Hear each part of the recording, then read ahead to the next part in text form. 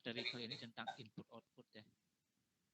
Mungkin sedikitnya kalian udah pernah ya mendapatkan materi tentang perangkat input output mungkin di mata kuliah PTI atau arsitektur komputer ya. Oke, kita mulai aja ya. Nah, kita bicara prinsip perangkat keras. Jadi I/O itu ada dua, ada perangkat kerasnya, ada perangkat lunaknya. Nah, sekarang kita bicara perangkat kerasnya dulu. Nah, sini. Jadi ada manajemen perangkat keras. Nah, fungsinya apa saja? Contohnya pertama ada mengirimkan perintah. Misalkan untuk menyediakan layanan servis. Nah, itu. Menangani interupsi karena bisa jadi ada misalkan permintaan sumber daya input output yang sama, makanya perlu diinterupsi. Berikutnya yaitu ada yang namanya error handling atau menangani kesalahan. Berikutnya yaitu menyediakan interface atau antarmuka ke pemakai atau user. Itu prinsip dari manajemen perangkat I/O. Nah, sekarang secara klasifikasi, nah perangkat I/O itu ada dua. Satu ada secara sifat aliran data dan sasaran komunikasi. Nah, sifat aliran data juga dibagi lagi menjadi dua, yaitu yang berorientasi blok dan berorientasi aliran karakter. Sedangkan sasaran komunikasi dibagi menjadi tiga, yang terbaca oleh manusia, yang terbaca oleh mesin, dan perangkat komunikasi. Jadi yang pertama dulu ke perangkat yang berorientasi blok.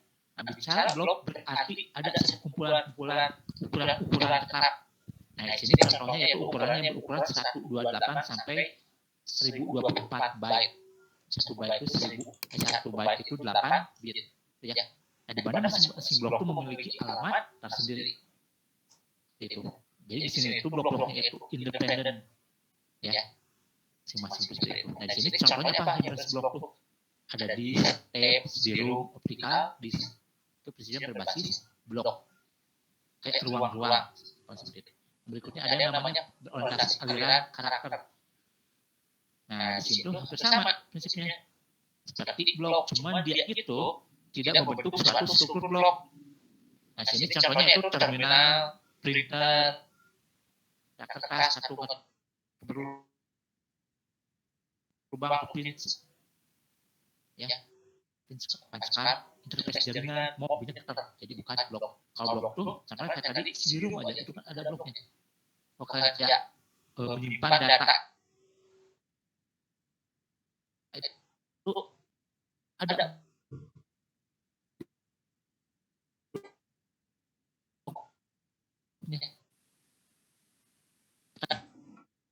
blok kasih nama Olsberg bisa berisi di bawah sebenarnya monitor dan keyboard plus, nah monitor plus itu bisa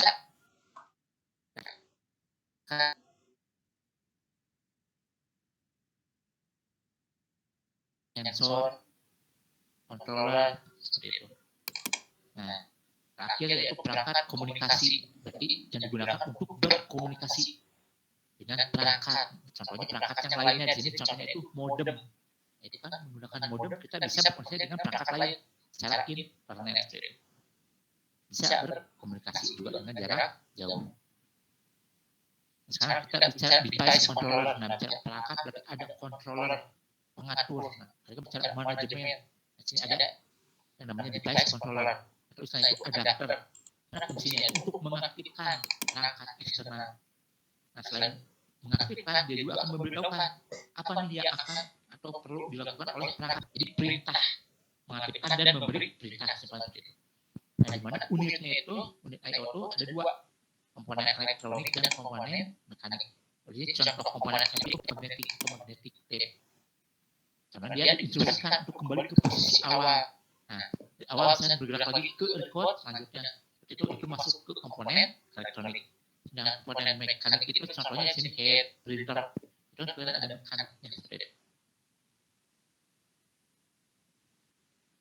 Sekarang kita setelah device controller bicara tentang DMA atau Direct Memory Access. Jadi DMA itu bisa dikatakan sebagai prosesor khusus, special purpose processor. Nah, gunanya untuk apa? Menghindari pembebanan dari CPU utama khusus oleh program I/O, maka dikatakan PIO, program input output. Nah, sini prinsipnya hampir sama seperti virtual memory. Cuman bedanya virtual memory itu disk. Nah, yang dijadikan virtual memory. Ya, disk seperti itu. Jadi, nah beda dengan DMA. Kalau DMA itu emang prosesor khusus, jadi bukan ibarat perangkat lain yang seakan-akan enggak. Dia emang khususnya itu menghindari pembebanan dari CPU. Maka dikatakan sebagai prosesor khusus. Nah, di DMA ini ada 3 langkah dalam transfernya. Secara garis besar ada 3: persiapan, eksekusi, dan interupsi. Nah, persiapan berarti kan menyiapkan. Nah, itu contohnya apa yang siapkan? Data-data, itu operasi nanti akan tampilan seperti apa, alamat memorinya. Gitu. Nah, berikutnya itu tahapan eksekusi. Nah, disinilah dimulai operasinya. Contohnya apa ya? Jadi misalkan menyiapkan bus agar sampaikan tadi data-data, menyediakan alamat tadi kan data dikirim ke alamat, terus menulis dan membaca data. Gitu. Dan berikutnya yaitu interupsi. Nah, sini juga ada yang namanya. Jadi proses itu menginterupsi prosesor.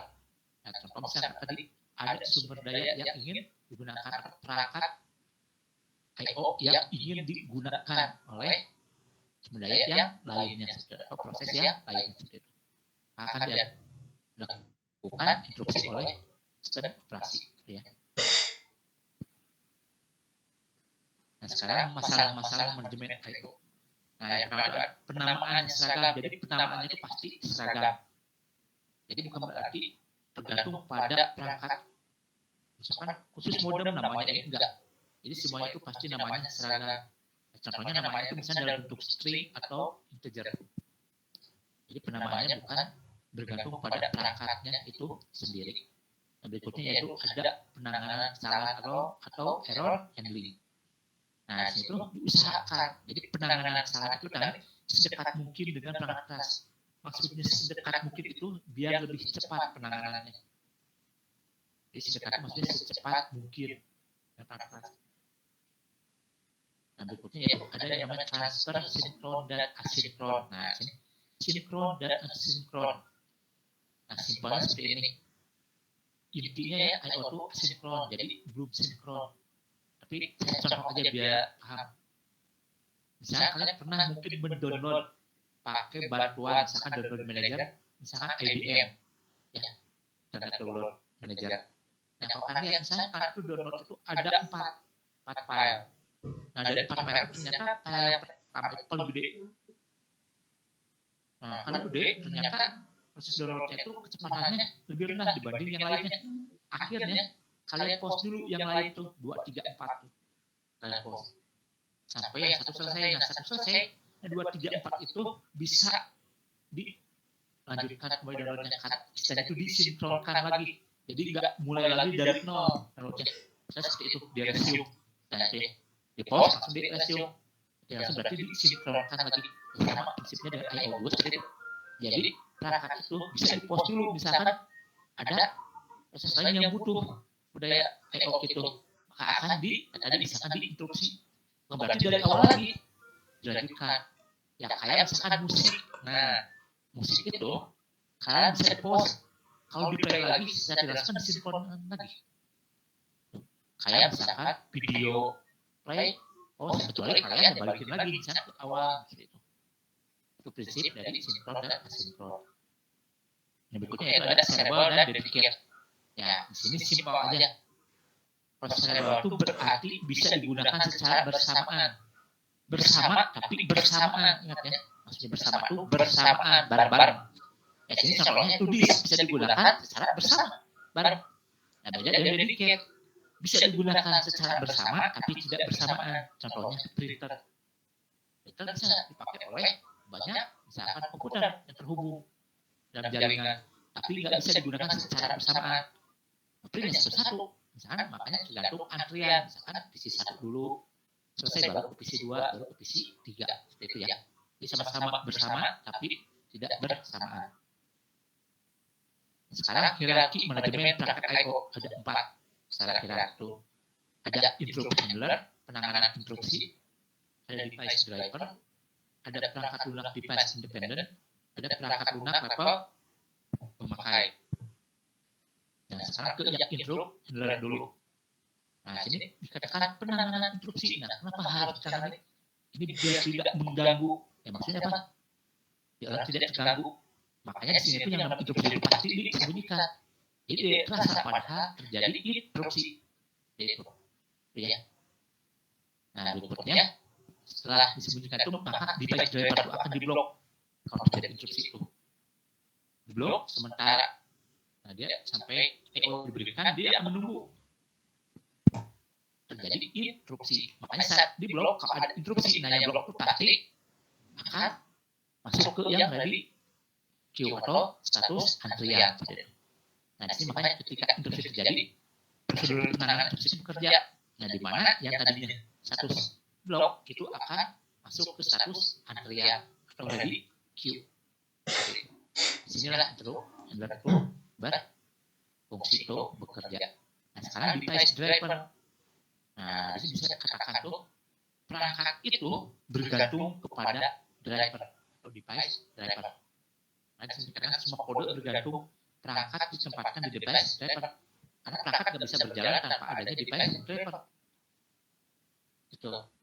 Jadi meskipun udah nyambung, tapi belum bisa dipakai. Ya, contoh misalnya kalian speaker atau suara, ya, untuk sound itu belum diinstal, misal drivernya emang nyambung tapi tidak keluar suara, nah, itu berarti belum terkoneksi. Kenapa? Karena fungsi dari device driver sendiri itu driver itu sebagai penerjemah. Nah, biar bisa berkomunikasi itu. Nah, di sini yang pertama yang harus kerjanya itu yang pertama menerjemahkan device driver itu. Perintahnya misalnya mengeluarkan suara ini, memainkan musik ini sampai keluar suara. Nah, maka akan mengeluarkan suara itu driver yang bekerja. Itu. Setelah menerima perintah, nah, langsung diberikan ke pengendali controller. Nah, jadi kan nggak langsung sebenarnya.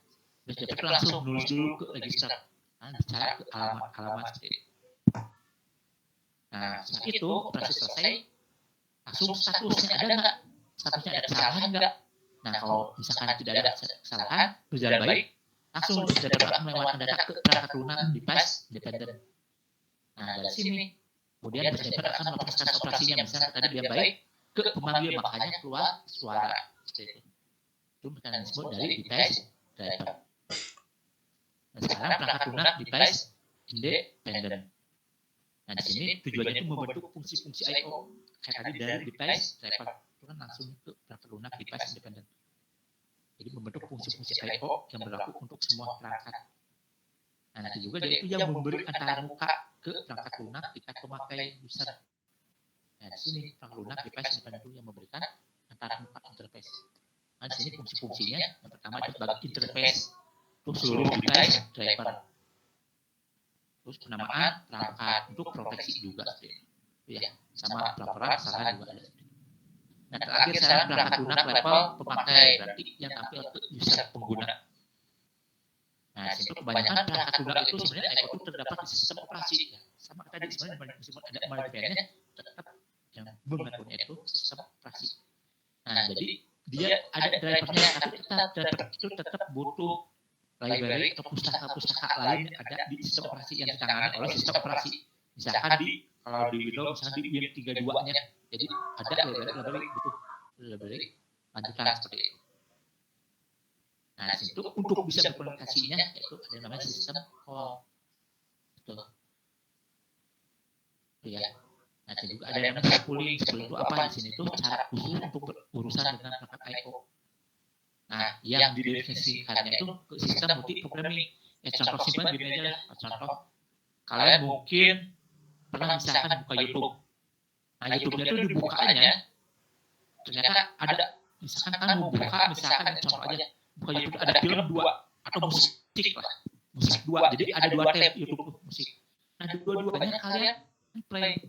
Nah, saat dua-duanya kalian play, dua-duanya kan terdengar suaranya. Itu. Bukan? Jadi kelihatannya itu bareng, meskipun tidak itu istilahnya multitasking. Nah, itu seperti itu contohnya itu. Itu kalau 2. Misalkan buka lagi yang ketiga, ternyata ketiga-tiganya jalan bisa. Nah, bisa jadi misalnya setelah nyoba 4, 5, 6, ada terjadi gangguan. Contoh misalnya itu berarti sudah terjadi misalkan yang namanya perangkat sudah tidak dapat menangani permintaan. Seperti itu. Maka misalkan ada suara yang patah-patah, nggak jelas suaranya, itu bisa jadi terjadi seperti itu. Karena kurang mampu menangani permintaan yang banyak. Ya, seperti itu. Nah, kita akan sekarang bicara tentang disk. Nah, di sini disknya itu hard disk. Ya. Hard disk itu simpelnya itu sebenarnya isinya tuh kayak piringan yang ditumpuk, kayak piring ditumpuk. Prinsipnya jadi secara fisik itu disk cakram, magnetis. Tersusun secara vertikal, ya. Makanya kenapa hard disk itu harus disimpannya lebih baik, ya. Kalian ya, secara dur atau secara ada misalnya kalian miring, dimiringin itu beda ya bunyinya. Kenapa? Karena itu sistemnya numpuk lebih baiknya seperti itu. Makanya biasanya secara vertikal. Nah, susunan cakram juga vertikal itu. Dan di sini itu isinya, di sini tadi cakramnya itu ada 3, itu silinder, track dan sektor. Silinder itu piringannya. Track itu jadi ada banyak-banyaknya ya, track itu lokasinya. Baru lantainya adalah 1, lantai 2, lantai 3 seperti itu. Kalau sektor itu kalau di rumah itu kayak ruangannya seperti itu. Ya.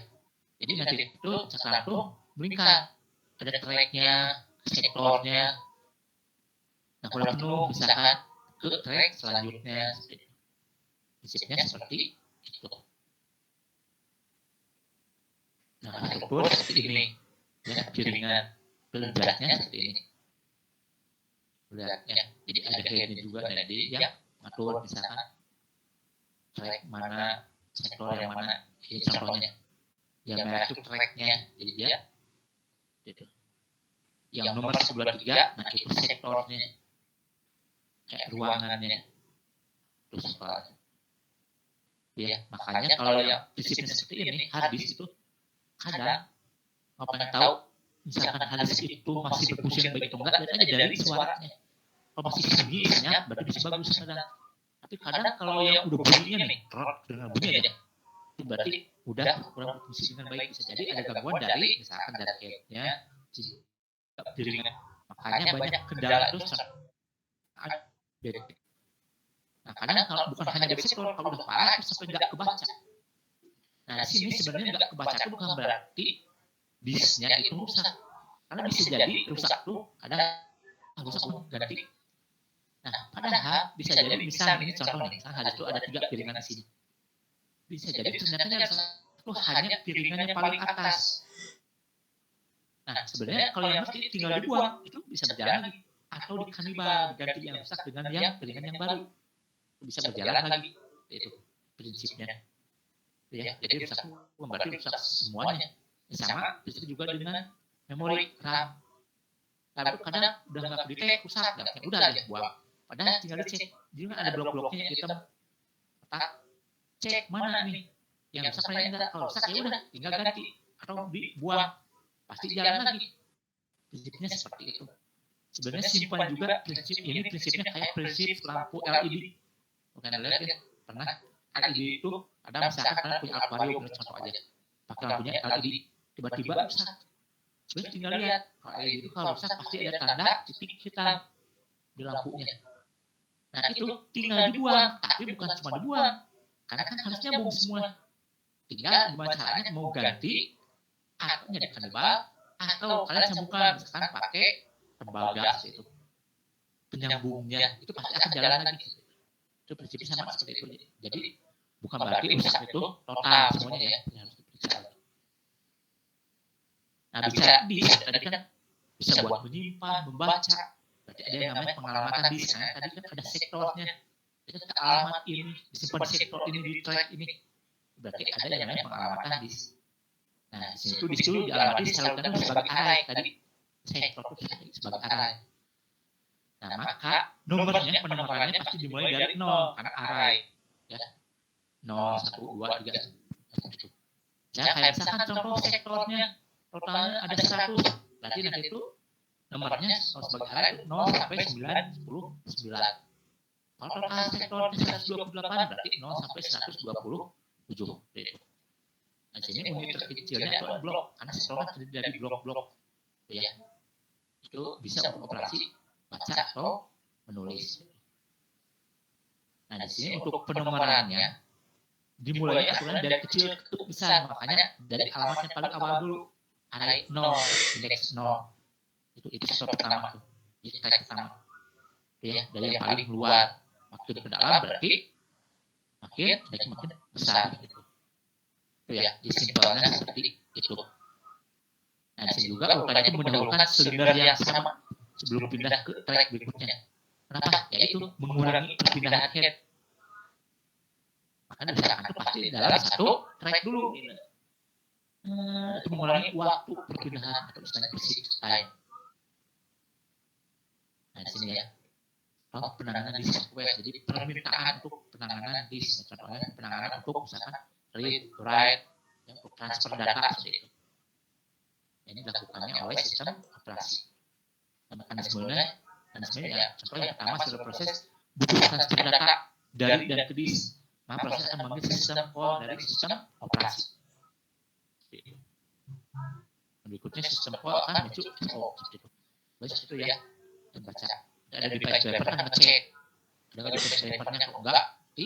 Kan muncul informasi seperti itu. Terus apakah bisnis yang digunakan atau tidak?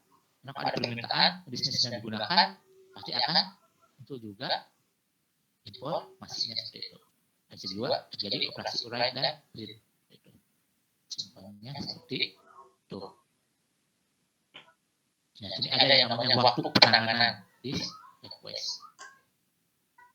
Nah, di sini ada 4 penanganannya itu. Ada yang namanya overhead time. Jadi total waktu yang dihabiskan itu untuk penanganan disk request. Kalau jadi waktu PH-nya turnaround time. Nah, berikutnya ada wait time. Jadi waktu yang dihabiskan di antrian disk. Berikutnya ada latensi. Nah, latensi itu bagi dua, ada seek time, ada rotational latensi. Jadi lebihnya ke pergerakan dari head. Pergerakan head dari sektor satu ke sektor yang lainnya. Itu karena sebagai latensi. Di seek time itu lebihnya pindahkan head ke silinder yang berisi sektor yang dituju. Sedangkan kalau rotational latensi, waktu tambahan yang dibutuhkan untuk menunggu putaran disk. Nah, sehingga head itu bisa berada tepat di bawah sektor yang hendak diakses. Itu bedanya. Kalau transfer time berarti waktu yang dibutuhkan untuk mentransfer data dari atau ke disk. Gitu. Nah, ini juga tergantung dari kecepatannya. Contoh misalnya kalian punya materi nih. Ada materi mata kuliah, nah teman kalian itu minta ada 3 orang. Dia ngasih flash disk. Flash disknya 3 nyolok, misalkan ke laptop kalian. Nah, kalian kirim. Misalnya yang pertama itu ke flash disk 1. Baru kirim ke flash disk 2, baru kirim ke flash disk 3. Secara cepat ya kirimnya. Nah, ternyata padahal yang 3 itu terakhir dikirimnya. Tapi lebih cepat dia itu selesainya. Nah, itu kan tergantung dari flash disknya untuk kecepatan. Nah, dia untuk menulisnya. Nah, mungkin untuk kecepatan transfernya sama. Kalau dari laptopnya ke flash disk semuanya sama. Tapi kecepatan membaca, ya, ditulisi dari flash disknya itu yang berbeda. Nah, bisa jadi seperti itu. Nah, ini juga sama sebenarnya prinsip kalau transfer dari flash disk ke disk dengan disk ke flash disk pasti lebih cepat dari flash disk ke disk dibanding dari disk ke flash disk. Itu beda kecepatannya ya. Nah, bicara tadi penanganan pengamatan, nah itu berarti ada yang namanya penjadwalan disk. Nah, di sini algoritmanya itu ada 6. Tapi di sini saya hanya akan membahas 4. Dari CFS sampai ke scan. Ya. Jadi first come first serve sampai ke elevator yang dimodifikasi.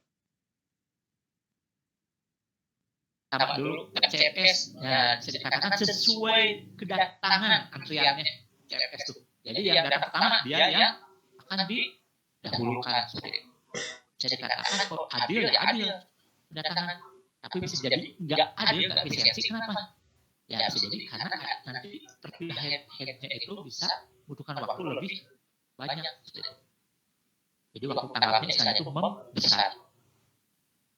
Nah, ini contoh. Silakan tulis dulu ini contohnya ya. Soalnya ini contoh ada posisi awal headnya di lokasi ke-50 sektornya. Nah ini antriannya itu 10, 45, 37, 56, 60, 25, 78, 48, 88, 70, 5, dan 20. Tulis dulu soalnya. Karena ini akan terpakai ke beberapa yang lainnya.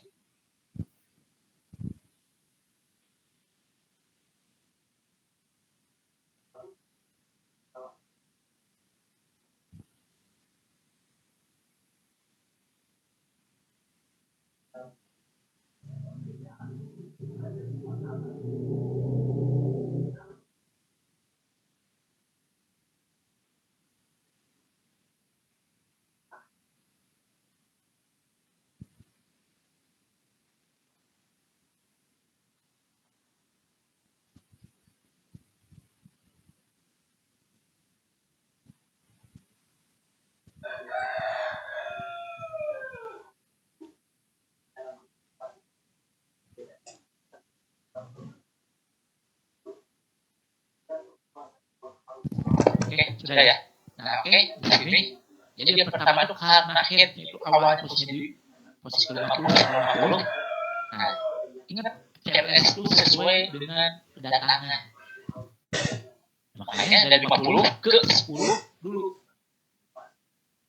Nah, dari 10 baru ke 45, dari 45 ke 37, 37 ke 56, 56 ke 60, 60 ke 25, 25 ke 78, 78 ke 48, seperti itu. Seperti itu jalannya. Nah, di sini ada yang namanya seat time, total seat time atau perpindahan head. Nah, itu ada berapa? Tinggal jumlahkan 50 ke 10. Berapa bedanya? Berapa 50 ke 10 bedanya? 40.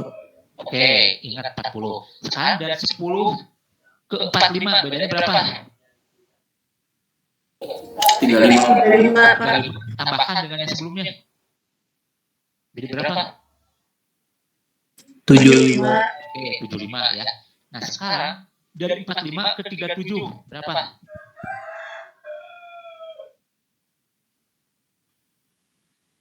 8. Oke, jumlahkan yang sebelumnya. 75 tambah 8. 83. Oke, ingat 83. Sekarang 37 ke 56. Berapa bedanya?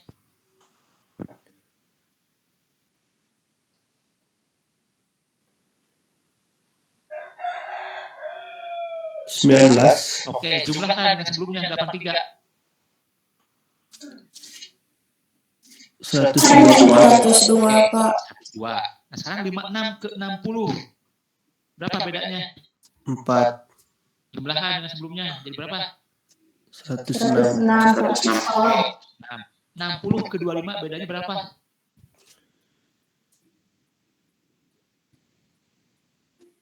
35. 35 tambah 106.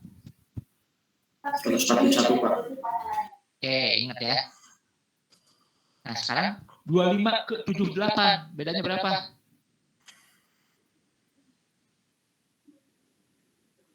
53, Pak. Jumlahkan dengan yang sebelumnya. 194, Pak. Yang lainnya sama? Ada yang beda? Sama. Berapa?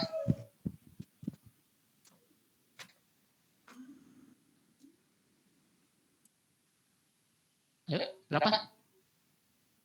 194. Sama, yang lain 194? Sama, Pak. Oke. Sekarang 78 ke 48 bedanya berapa?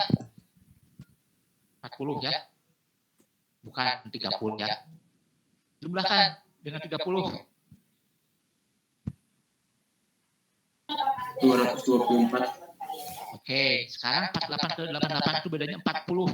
Jumlahkan dengan 40. 264. 88 ke 70 itu bedanya 18. Jumlahkan dengan 18. 282. Oke, sekarang 70 ke 5 bedanya 65. Tambahkan dengan 65. 347, Pak. Hah? Berapa? 347 Pak. 347. Oke. 5 ke 20 berarti 15. Terakhir tambahkan 15. Berapa? 362. 362. Ada yang beda nggak selain 362 ngitungnya?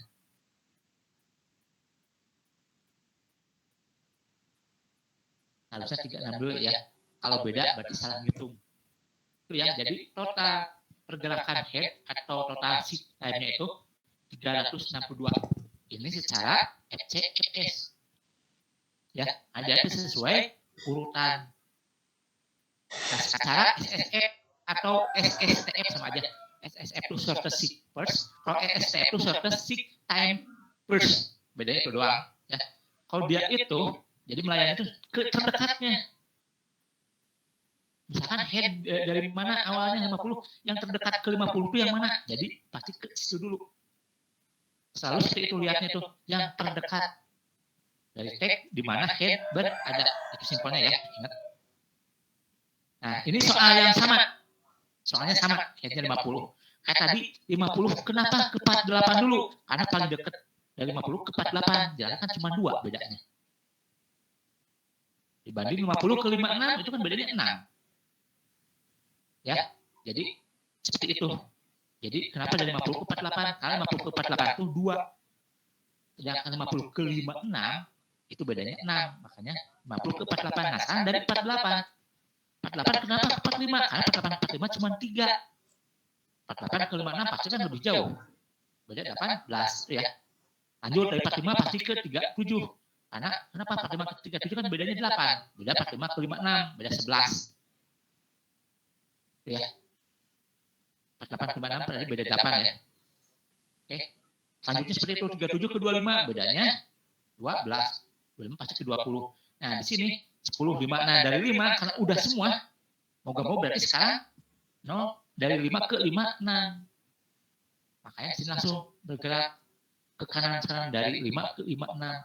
56 ke 60, 60 ke 70, 70 ke 78, 78 ke 88 terakhir.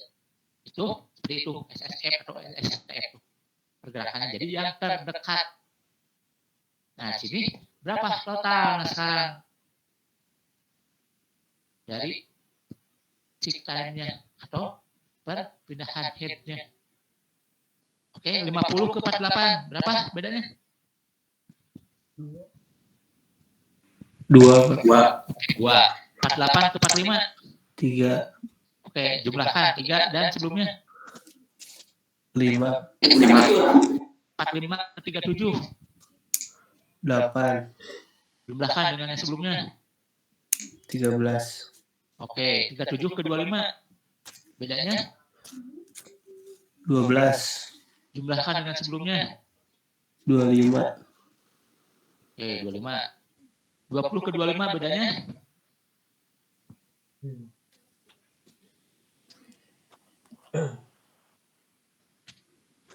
berapa? 25 ke 20 bedanya 5. jumlahkan dengan sebelumnya 30. Oke, 20 ke 10. 10. Jumlahkan dengan sebelumnya 40. Oke. 10 ke 5, 5. Jumlahkan dengan 5, jadi berapa? 45. Oke, 45 ya. Nah, sekarang 5 ke 56, berapa bedanya? 51. Jumlahkan dengan sebelumnya 96. 96. Oke.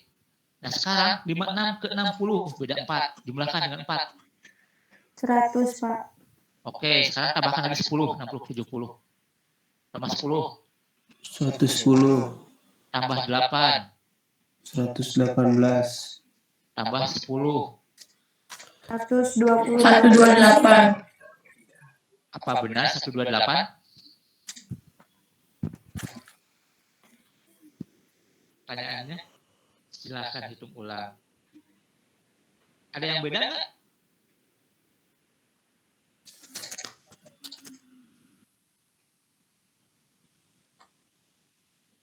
Kalau yang sebelumnya ya, secara FCFS 362 ya. Silakan hitung ulang.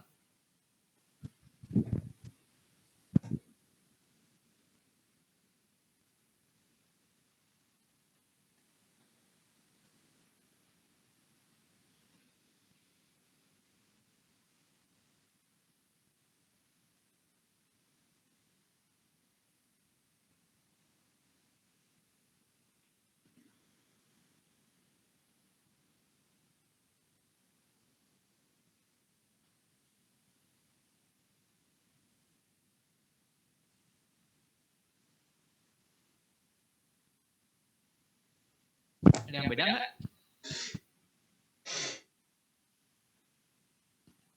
Terus semua sama 128.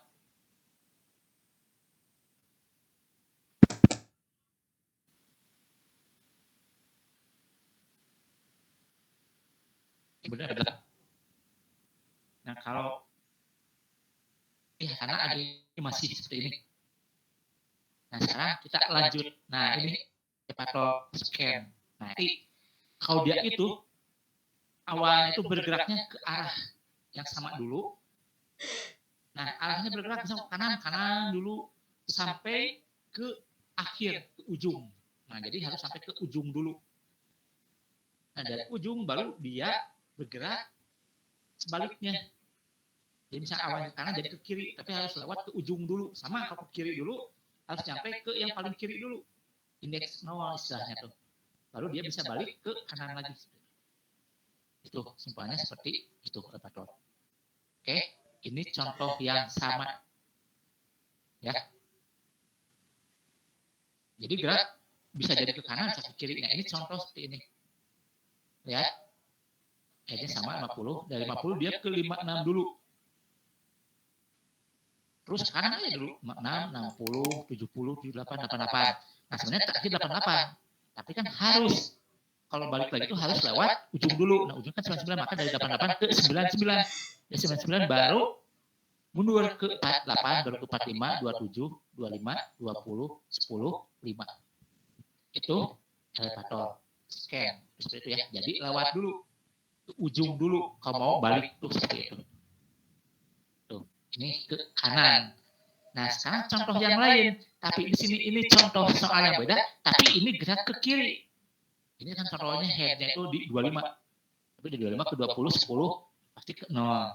Di 0 baru ke 35, 45, 50, 65, 80, 85, 90. Nah, jadi total pergerakan head atau total time-nya itu 115 ini. Nah pertanyaannya, kalian paham nggak kenapa ya ini geraknya ke kanan, ya ini geraknya ke kiri dulu? Ini sama ya elevator scan, cuman koyak ini dia tuh geraknya ke kanan dulu, koyak ini geraknya ke kiri. Ada yang tahu nggak? Ada yang mau jawab kenapanya?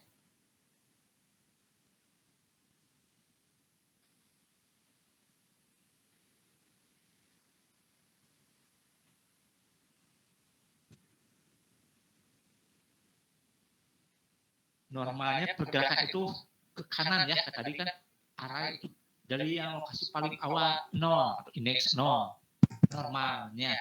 Tapi di yang elevator scan itu dia harus lihat dulu, misalkan dari headnya lihat paling dekat tuh ke ujung yang mana, ujung kanan atau ujung kiri, indeks terbesar atau indeks terkecil. Contoh di sini headnya 50. Kalau 50 ke 0 yang paling kecil itu kan 50 bedanya. Sedangkan kalau 50 ke 99 ini contohnya sektornya totalnya ada 100. 50 ke 99 itu 49. Nah berarti kan lebih cepat nyampainya ke ujung yang mana? Ke 99. Makanya dia itu ke kanan dulu. Dan beda dengan yang ini. Kenapa dia ke kiri? Karena kan dari 25 dekatnya kemana? Ya pasti ke 0 dulu. Karena kan bedanya 25. Kalau 25 ke 99 bedanya 74. Itu. Itu yang harus dipahami dari elevator scan. Ya bukan berarti kanan, saya nggak apa-apa ke kiri dulu, baru ke kanan, nggak bisa. Harus lihat dulu juga dari itu dekatnya ke ujung yang mana. Indeks awal yang kecil atau yang paling besar. Gitu. Itu untuk elevator. Ada yang mau tanyakan? Yang elevator?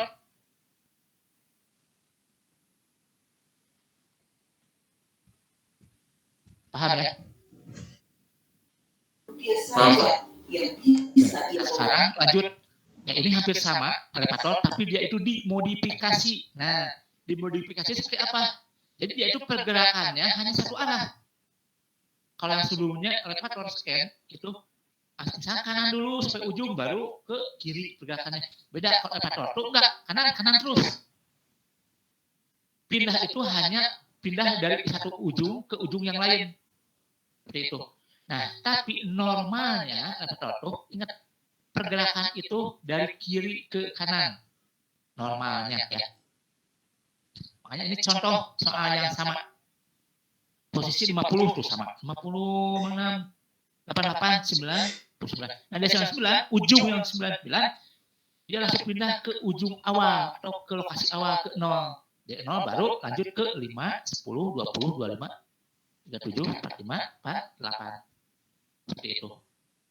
Tentunya elevator dimodifikasi atau si scan.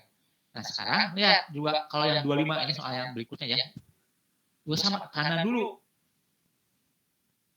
Dia sampai 90 dan 90 harus ke ujung dulu 99.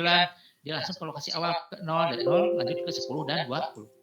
Itu yang elevator dimodifikasi atau si scan. Itu. Nah sekarang dari soal yang sama. Nah tadi kan untuk yang FCFS 362, untuk yang SSF atau SSTF itu 128. Nah untuk yang elevator scan ini berapa? Total pergerakan headnya?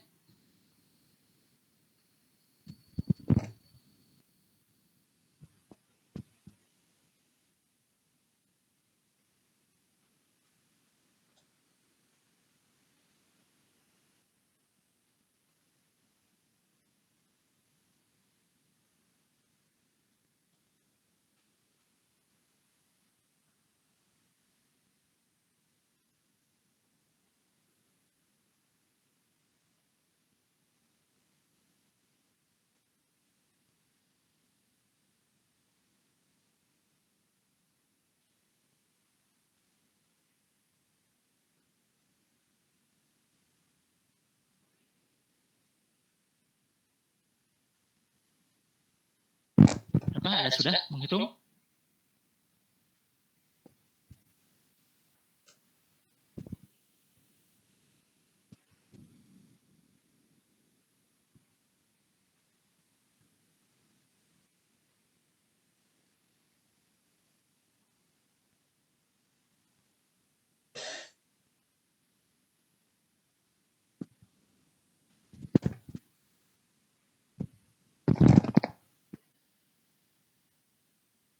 Berapa yang sudah menghitung?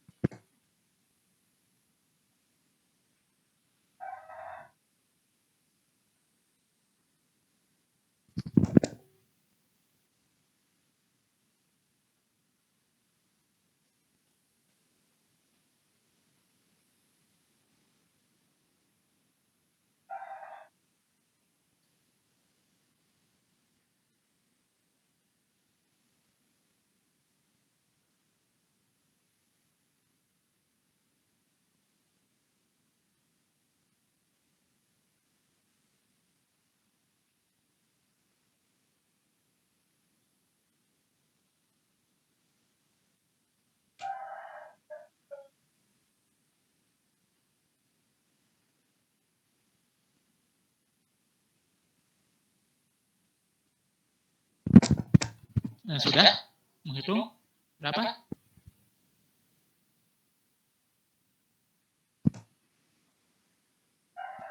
Seratus empat tiga bukan Pak? Ya betul. 143 ya. Nah berarti sementara yang SSF masih agak baik karena dia itu 128. Nah, oke, sekarang secara scan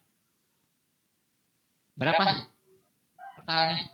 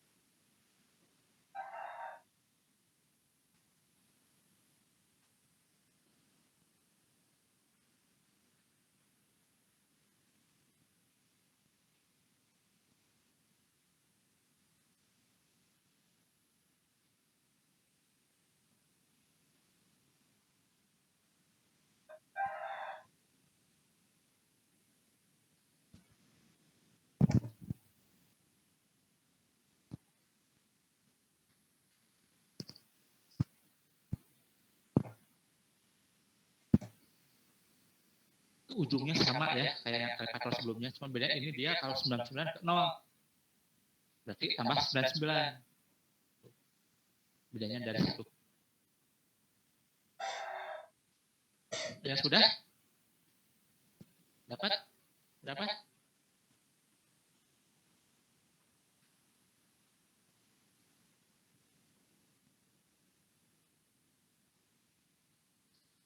$208. Ada yang beda? Hasilnya?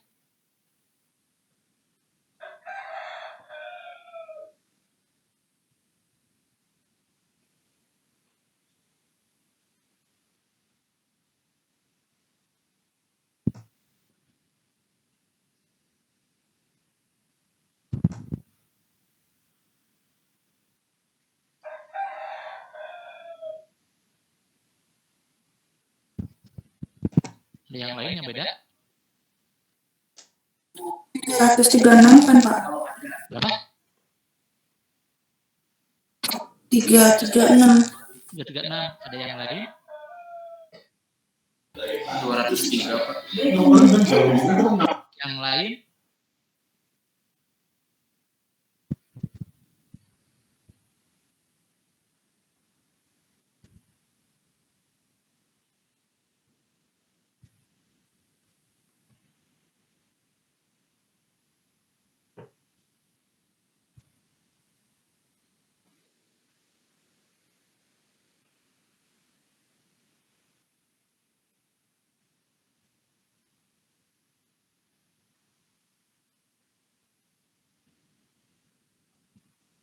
Ada yang lain yang beda?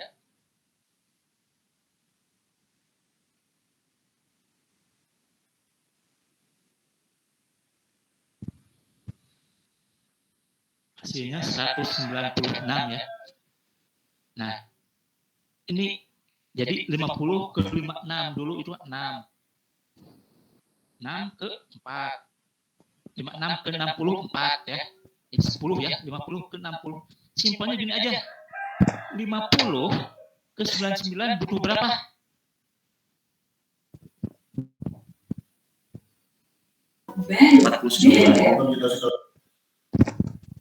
Langsung.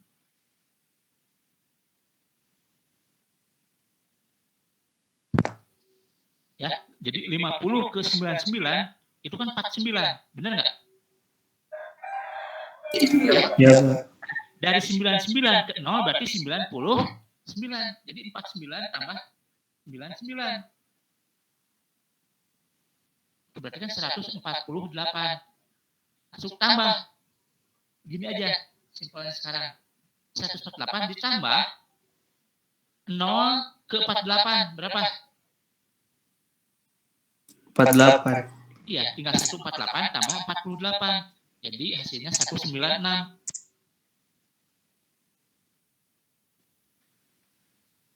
Itu jawabannya. Ya, cara cepatnya. Kayak gitu. Ya, terserah kalau mau satu-satu juga bisa. Ya, jadi 196. Untuk yang dimodifikasi. Kita ke contoh. Siapkan.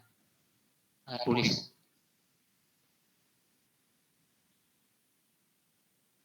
Sudah siap?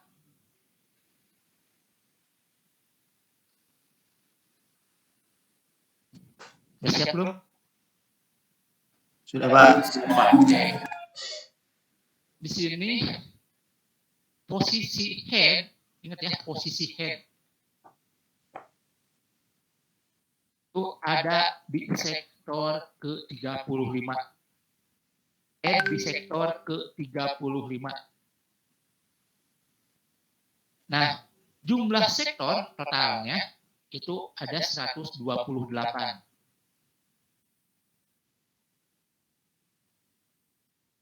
Nah, sekarang antriannya ini berurutan ya. Mulai dari 78. 8, selanjutnya 24,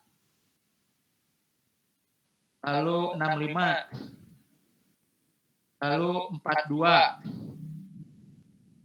lalu 11, lalu 88,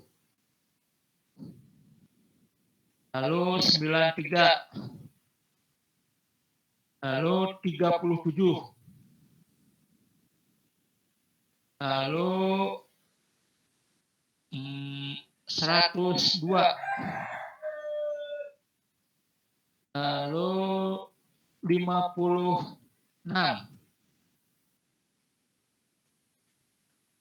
terakhir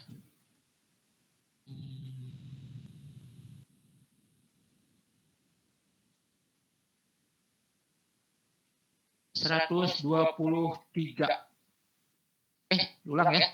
78, 24, 65, 42, 11, 88, 93, 37, 102, 56, 123. Silakan kerjakan menggunakan algoritma XSF. Silakan. Kalau sudah langsung share screen aja.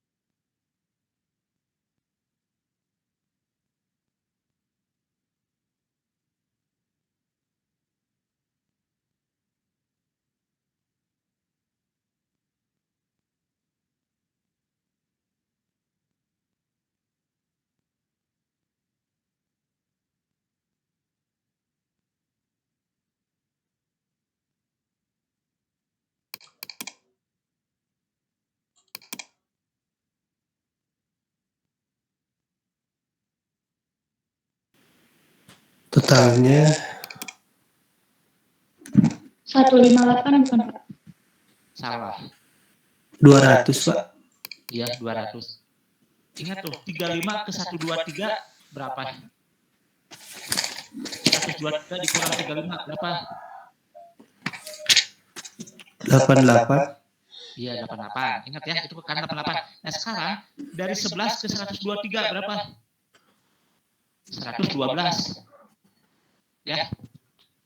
112 tambah 88 jadi 200. Itu pergerakan head-nya. Ya, paham ya? Ya, Pak. Kalau ada yang nggak paham, tanyakan aja. Kalau ada yang belum paham. Atau udah paham semua? Kalau belum paham, tanyakan. Silakan.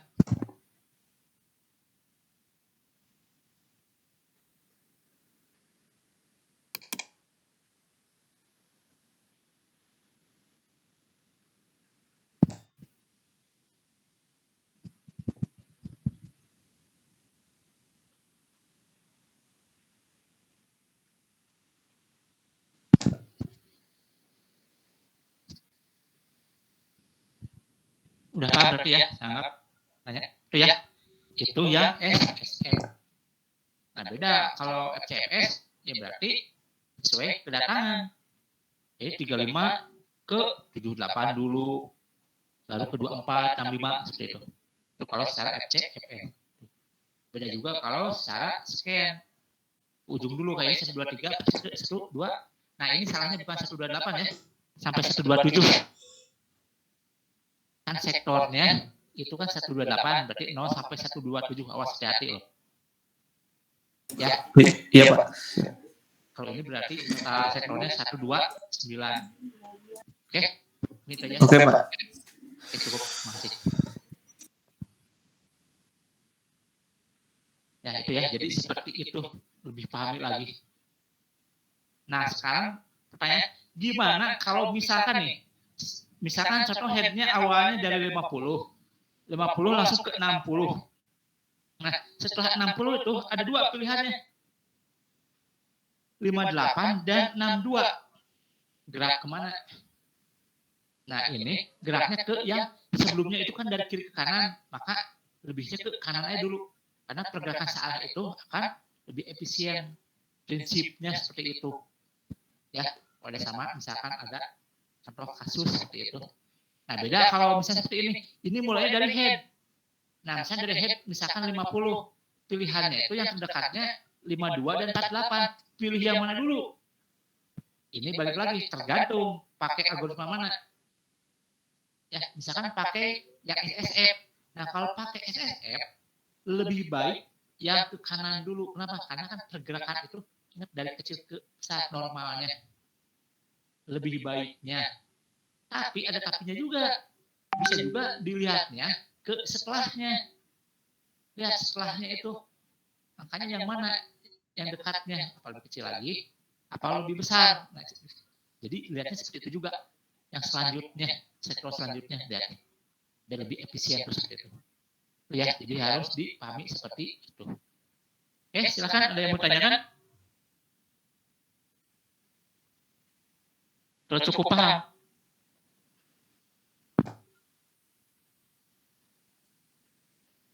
Cukup paham Pak. Oke, kalau cukup paham, mungkin untuk pertemuan kali ini akan saya cukupkan ya. Akan saya tutup dengan ucapan Alhamdulillah. KM seperti biasa ya, rekapan. Saya tutup dengan wassalamualaikum warahmatullahi wabarakatuh. Waalaikumsalam. Terima kasih Pak. Cukup, Pak. Assalamualaikum warahmatullahi wabarakatuh. Terima kasih Pak.